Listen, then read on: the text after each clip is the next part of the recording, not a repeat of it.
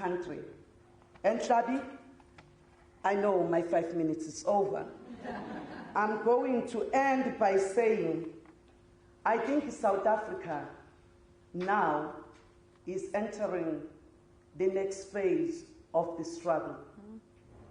The next phase is that of implementing the Constitution of the Republic of South Africa, the one of 1996. And we have to defend this Constitution. We have to defend it, and we have to make sure that now we are building this country. We need to implement this Constitution. The systems have been put in place. We are now supposed to be building this country. And finally, I want to say, Ruth First, today, I think you would have done like what you did. Unfortunately for me, and I must confess, you know, there is something that I call blind brand syndrome. You know, where you follow the brand. I know that the thing that I joined is no longer there. But you know, that brand, that liberation struggle brand, is still with me. And I think we all have to go through some healing process, you know, to understand that we now need a new South Africa, a South Africa that we collectively crafted, designed in 1996 when we adopted the Constitution of the Republic that has no color, a constitution that believes in the equality before the law, and a constitution that was actually implementing the Freedom Charter of 1955. I want to thank you for coming here tonight, and I will take questions when the time comes. Thank you very much.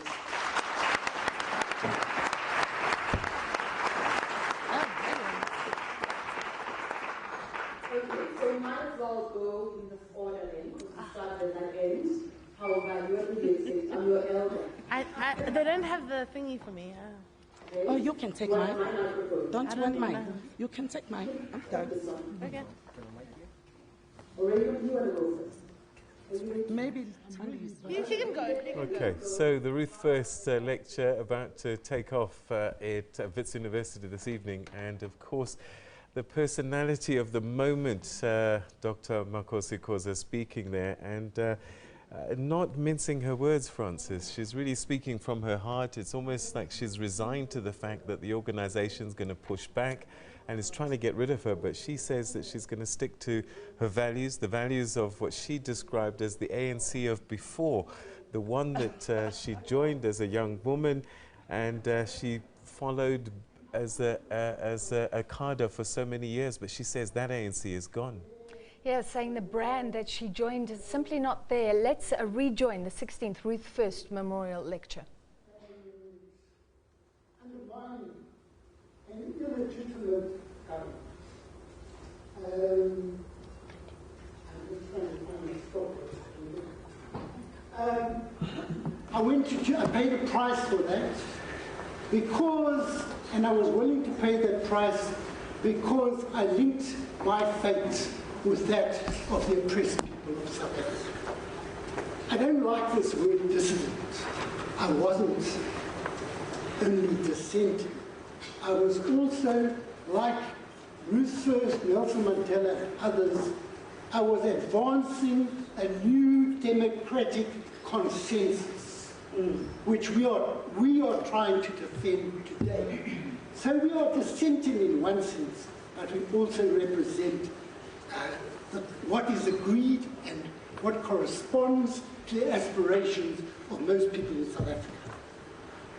Around 10 or 11, 12 years ago, I found that the direction that the organizations with which I've associated myself constituted a repudiation of the link that they had forged with the oppressed people of South Africa.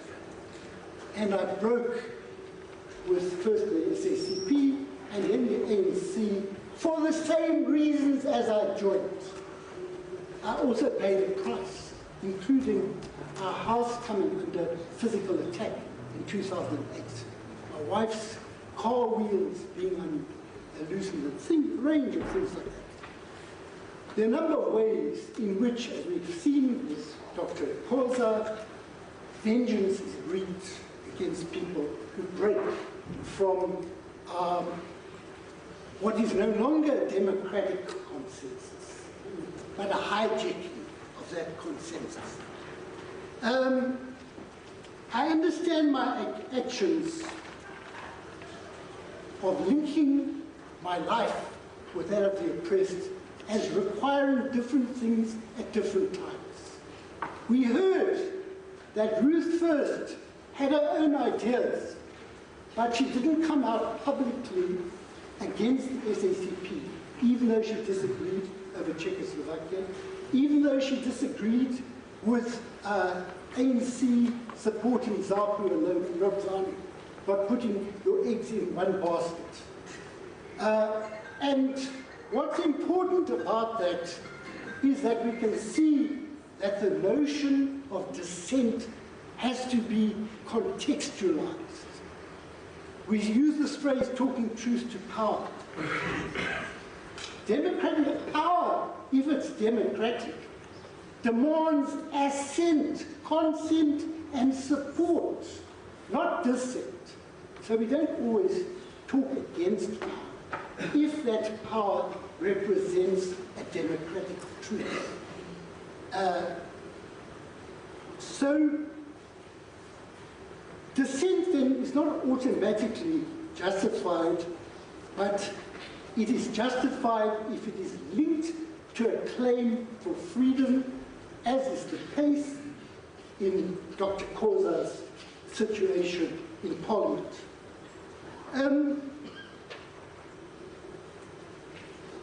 I saw it necessary to break with these organizations because I thought it was necessary to act in fidelity with the demands of freedom. I was called an armchair revolutionary, and it's interesting that though even worse words are used today to describe those who voted in the motion of no confidence. When Ruth First decided to keep her differences to herself, it was because of the need for unity in the face of an enemy. That same demand for unity is now misused in order to protect people who are now becoming enemies of that very struggle for which Ruth First gave her life. We must understand that unity is a good thing if it's behind values of freedom. But there's always a tendency in calls for unity to deny individuality. So we've got to be careful about it. So my argument then is that we mustn't treat talking truth to power as unproblematic.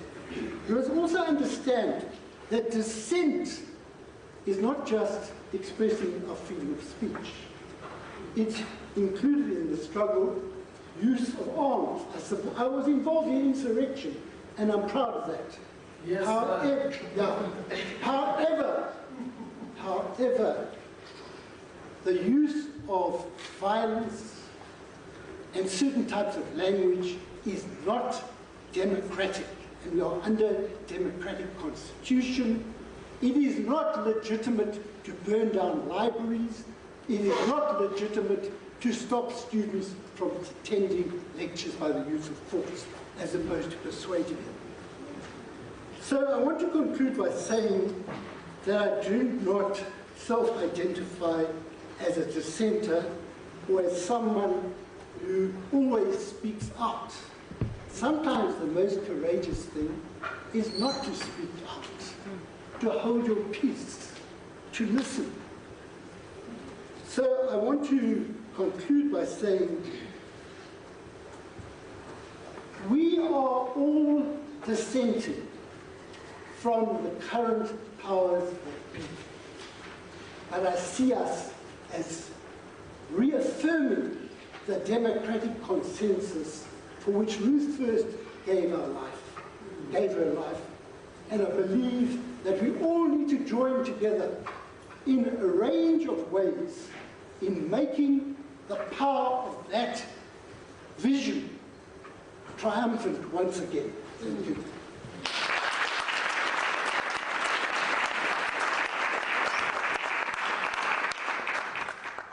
All right, we're live for you at Wits University, the 16th Ruth First Memorial Lecture. We heard earlier from Makhosi Khoza, recently axed by the ANC. That was scholar and political analyst Raymond Suttner, who was, of course, in ANC leadership in the past, no longer active in the party and often critical of the ANC, and now mostly in academia. And he was talking, Peter, about breaking with the party and about Ruth First herself, who kept her differences with the ANC secret, but saying that there was a need for unity then. Now it's being misused, this need for unity, to undermine freedom. Yep, and you know, just for people to know who this guy was, he spent 2 terms in prison for this party, the African National Congress and the South African Communist Party. And so they're paying tribute to Ruth First, and in doing so, they are at the same time drawing parallels to the situation that's taking place now. And they're saying that, you know, unity is a good thing, but it can't be misused as it's being misused now. And he says that, you know, it requires democracy, it requires democratic assent. And he's suggesting that at the moment it's an hijacked assent, and that's problematic. And so he says, look, you know, I've been known in the past to be that guy who's a critic and to stand out, and sometimes it's braver to hold your peace, sometimes it's braver not to say anything. But there does seem to be a wind that's coming through where this term, speak truth to power, seems to be getting some energy more and more in the current times that we're living in. Yeah. For me, it's very important to say first, thank you very much for having me. I obviously don't have the struggle history or just general history as much as the panel maybe that are with me today, but I do think that even without realizing it, until I'm asked me to come here, I have a history which is one of them, that maybe in part has formed part of what I would consider some of the dissenting choices that I've taken in politics. Rachel might not remember, but she was the second person who ever gave an interview when I first started in politics. And it was because her producer told me that she had read a piece that I had written, which was quite cheeky at the time. I was the National Youth Chairperson of the DA, and Julius Malema had just spoken about nationalizing mines and had given his idea, and I had given him quite a cheeky retort back. And she took a chance on me by having me for about 30 minutes on her show at the time, which was really big and great. The same with Makhosi. When I met her, I was in politics, and I asked her how she did it, and she told me that one of the things she needed was grit, especially when people felt what she was saying was uncomfortable for them, and she just had to push through. And then obviously Thandeka, because I printed the daughter, and that's filtered through, and Raymond's words been very kind to me, despite the fact that I've never met him, by giving me a lot of advice. So everyone on this panel, in some way, has inspired me, and I think a little bit of them and the dissenting voices and whatever aspects that they've been in have been things that I've looked to as inspiration for the tough times that I've encountered in politics. And I think that also speaks a lot to what I think the spirit of tonight is in terms of Ruth First. And the first thing really is to say that I've been in the DA for 11 years now, 7 of them as a public representative for them. And in my journey in politics, what I've discovered is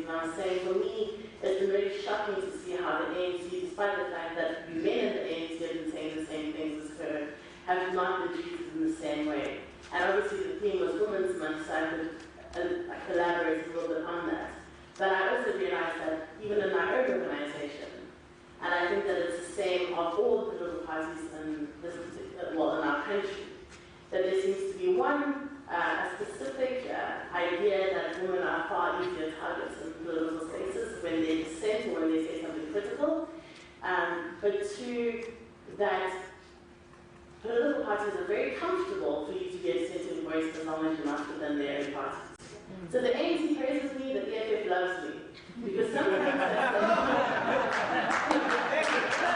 because I say things, sometimes it's not to cause havoc, but because I think that principally there must be said when my party does things that I believe are against the ethos and the principles of what we stand for.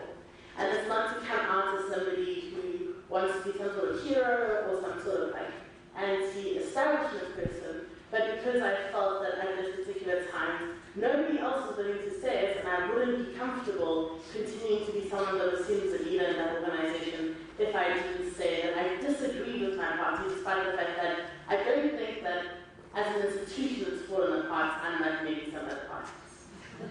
So, some of the things that I have maybe spoken out about that have caused me great isolation and sexist comments and patriarchy, and definitely the idea that I'm an obstacle and I must be crushed in my party, have been things that I thought, thinking back on people like Ruth First, thinking back on people like Muhammad Ali, who I consider a great dissenter but a great personal hero of mine, thinking back of it, sort of towards Mandela when he was saying it should be an armed struggle, despite what you might think about it now, but definitely a dissenting voice at the time that proved meant to have been vindicated. I thought, and perhaps naively now, that I was doing the right thing as somebody who thought, as a history of students, you need to stand up and you need to say when you think that things are going wrong. And it was never to be somebody that would then be isolated for that, because I thought, again, that I was in politics where we agree that this is a marketplace of ideas and that we debate things and we persuade each other and we can be critical without also taking it personally. I found that to be incredibly wrong. I found it to be the complete opposite, especially in political parties, because quite frankly, when egos are involved and when real power dynamics are involved, people don't take kindly to being told that what they might be doing is something that's against the norm. So just a couple of the things that I have said that have caused the ire of some of my party leaders have been things like when there was a place called Fontaine, and I was the youth leader at the time, and they refused to sell black people property. And I thought that this was ridiculous because a black person had just bought a property there on auction and didn't realize that it was some gated community that didn't allow black people. And so I led a delegation there to challenge this and to talk about how this was completely problematic in South Africa, only to come back and be chastised by some members in my party at the next sort of federal council meeting about how that's an inappropriate thing to do. But being a young person and seeing this as quite a clear-cut issue of what was right and wrong in South Africa, I found myself having to be told by the leadership, some of the leadership at least, that had been the wrong thing. And I think maybe that was the first time that I realized that sometimes, even when you dissent for the right reasons, people might not be happy if they haven't been involved, or if they think that it might not strategically be the right place, because ironically, that entire community voted for the DA. That was one of our strong points. And then the second time, I think, which was maybe something that a lot more people know about, was that I disagreed with my party marching at the time at the Party House. First of all, I had been the person along with the youth leader at the time that convinced the DA to do any kinds of marches at all, including the one where Nicholas, who's over there, got hit by a brick in his head, for an issue that we thought was really important, which was youth wage subsidy at the time. And yet had so much antagonism from the youth, from the leadership of the party to march at all, that suddenly, once that became successful, the DA wants to march for everything on everything. And now they wanted to march to Kasati House for something that wasn't really related to Kasati. It was like a player in the game, but it was hardly the place you needed to march to.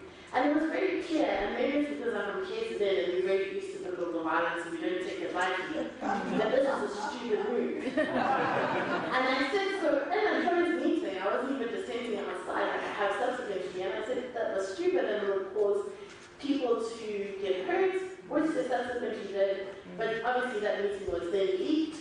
The minister of that meeting was then leaked, And then I was in this huge fight with, at the time, Ntuli, because she felt that I had been some sort of errant child who shouldn't have said those things and shouldn't have then corroborated that I had said them in the media. But I stand by that decision because I do think it was a dumb decision. I do think it was us putting people's bodies in the face of physical violence they didn't need to be in when we could have made the point in the same way but differently. In recent years, of course, I am charged by my party for allegedly, I haven't seen the evidence myself, of liking a post of which there's apparently 80 lines, and amongst those lines, one of them says that Ntuli is racist. That comment came under a post that I had written that talked about, because at the time there was a huge article that was done by the Huffington Post that spoke about the many utterances that Helen has said on Twitter that have been problematic for different reasons. And I simply said that I thought that everyone was perfectly able to say their opinion and do as they please, thinking that as a Liberal Party that's what we stood for. But that importantly, obviously, if that there was something wrong with it, that they should challenge, and that Twitter and social media was marketplace of ideas, and people must be surfacely debated on it. I also said that the social media policy of our party, which hindered people from being able to say some of these things, was going to cause us to have a Gestapo of people who would go deliberately looking, because this is the nature of politics, for things to try and find their colleagues guilty of in order to get them charged. And as it happened, my charge came 6 months after I made that, because people were trolling through what I had apparently said at the time. So again, I felt vindicated by saying that, and I felt that it was the right thing to call out my party on this really archaic policy that they have, which, sure, maybe is good for brand image, but if you have people that are problematic, they must be problematic and they must be dealt with.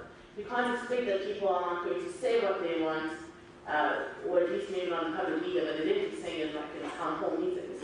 But we should be able to challenge those things, and we should be able to be critical without having our parties think that we are hating them. And those are really technical issues that I think some of them you can definitely, and this is maybe where I differ a little bit with Raymond, some of them you can definitely discuss in-house, but some of them I think there's no use if they're really out in the public for us to hide and pretend that they aren't happening, for us to not take a principled role and say, even if my party disagrees with this, I think this is the right thing and this is what we should be saying. And I think that South African parties pay a lot of lip service to dissent. As I said in the beginning, they love it when it comes from other people, they love it when it's not against them, they love it when it's not against their leaders. But if we are truly to have the kind of democratic South Africa that we want, then we need to be able to allow the spaces within our own internal party structures to say these things and to not victimize and isolate people that do, but rather if there's space to challenge them on their ideas. Otherwise, what we're going to head to, and this is what I fear sometimes with the Democratic Alliance when I see a little bit of the demagoguery in the space of ideas, is a situation where we are going to get to where people can't say what they want, we all act like autobots. And the general public doesn't know that people in the Democratic Alliance or the ANC have different ideas on different things. And it doesn't mean that you have to go out against your leadership and hate them, but it does mean that you can have different issues. And I mean, the last just two things I want to say is that two of the things that I have been pushing really hard from the DA is the decriminalization of sex work and the looking at just basically of legalizing marijuana. And even those things which you would think have nothing to do with party personalities have become difficult conversations to have because they are seen to be critical, despite the fact that the DA doesn't even have policies in them. So I think that dissent is important, and it's especially important in the political parties because that's the one space actually in South Africa where it is the most closed off to have it. And it's the one place that we need the most because we need authentic leaders and we need people that are going to challenge the status quo, even if it means making their own bases really uncomfortable. Thank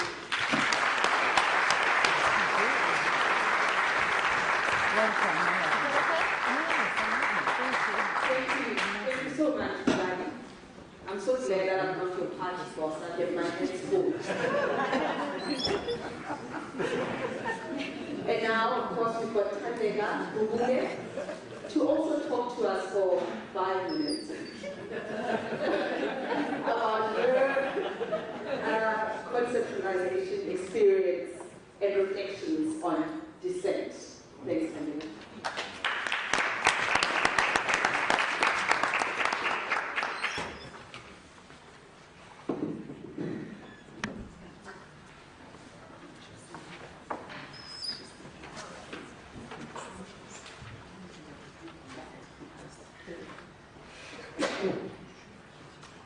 This one is for the whistleblowers who give us stories, the ones who get the emails. Yeah. To the intellectuals who go there, to that point that Jacques Derrida calls beyond closure. This one is for the uncaptured and the decaptured. And as the orthodoxy taught me to say, all protocol observed. I feel proud to mount this podium here at Wits, my alma mater, in the company of conscientious objectors and indeed dissidents, whose poignant stand in recent times against the approach of tyranny is as contemporary as the moment in which we breathe. There is writing on the wall of time, and it reads: declining domestic incomes, rising unemployment, proliferating poverty, a thriving 1%, an economy in recession, the erosion of the rule of law, the rise of impunity and private power, a captured state, an administration gone rogue. As Martin Luther King said, we have read the writing on the wall, and we are concerned for the moral health of the nation. I can't say it the way he does, but I'll try. And our eyes have seen through the superficial glory of the glitter of our society. And we have seen our nation weighed in the balance of history and found wanting. Ladies and gentlemen, fellow students, alumni, colleagues, friends, former comrades. The West African Rio, former comrades.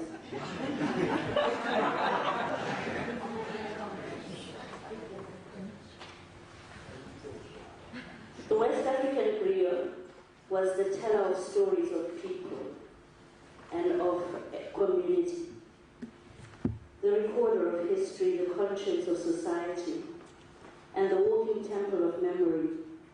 He or she would also moonlight as a truth teller and the iconoclast. In modern day language, just read journal, intellectual, writer. To spare himself the acrimony and the agony of dissent, he would often feign palm wine, stupor, or drunkenness. But the wise ruler, or the democratic-minded ruler, listened to the griot carefully, and most especially he hung on the every word of a drunk griot in particular.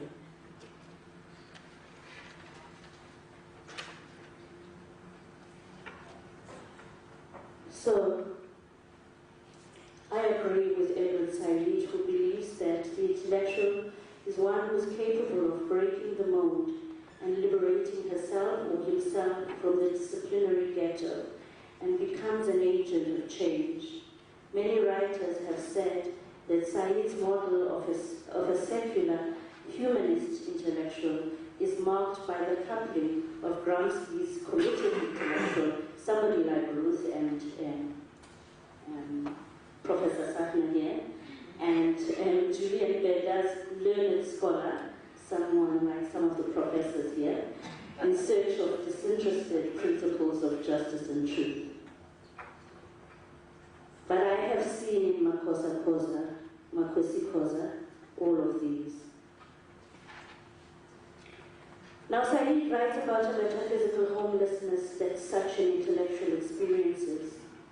This makes one think that there is more to the fact that in democratic South Africa, not only is Dr. Makhosi Khoza somewhat exiled from her political home, the ANC of yesteryears, and its faded values and fading glory. She is physically often unable to go home and isolated in the People's House, the Parliament of South Africa in Cape Town. So, as a writer, as a thinker, and as a conscientious citizen, I say, I am Makhosi Khoza. I am she because I am a journalist who lives by the constitutional right to conscience and freedom of expression. I say this knowing fully that dissent has a price. And I know that dissent has a price because I am SABC 8. I am Suna Fenta, who for years before she died could not really go home, for she was burgled there and beaten there, threatened and assaulted. Now, I'm left by this moment in the history of our country by more questions, with more questions than answers. And the statement in the movie by, there's a movie called The Great Debaters, and these African-American students go to Harvard to debate the university students there. They come from a lowly college in the South. And Samantha Brooks makes a famous speech in that the character Samantha Brooks says, "Majorities do not decide what is right or wrong, your conscience does. So why should a citizen surrender his or her conscience to a legislature? For we must never ever kneel down before the tyranny of a majority." But then I wonder, how can the democratic centralism of the ANC separate Makhosi Khoza from the constitutional rights she has to freedom of conscience? What kind of consensus is this that says that it rests on the Bill of Rights, which is the cornerstone of this democracy, and it derives its legitimacy from the Bill of Rights and the Constitution and the Parliament of South Africa, and yet one of the cornerstone rights is denied one of their own? I'm left with those kind of questions, because I do know that the Constitution of South Africa in Article 15 offers every one of us the right of freedom of conscience, religion, thought, belief, and opinion. There's another thing that worries me of late, and that is apathetic people. They really worry me, and I should not be asking myself, as I often do, are conscience and apathy compatible?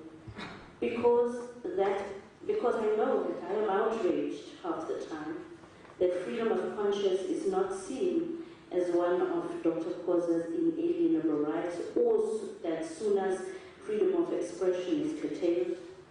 What is the moral culpability of those intellectuals or journalists or public officials who ignore all the grave moral crimes of our time in what is supposed to be a free and open society?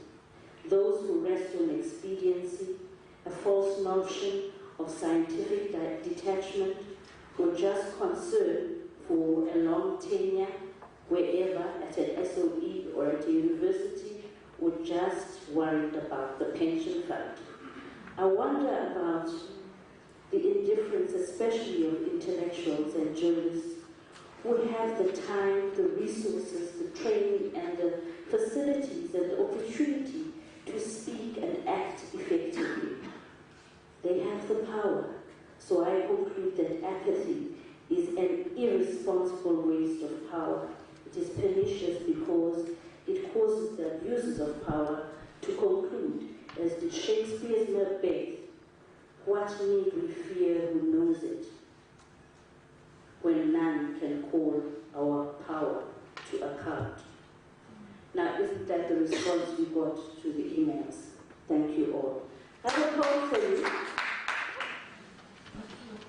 Makhosi, because I set out, when I was writing this, to comfort you somewhat. I did not know you were going to be fired, so I don't have that deep a throat in there. Okay, then Aubrey says, we are the miracles that God made to taste the bitter fruit of time. One day our pain will turn into the wonders of the earth.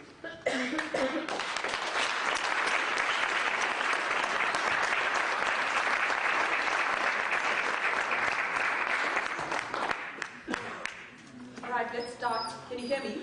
Or do you need me to?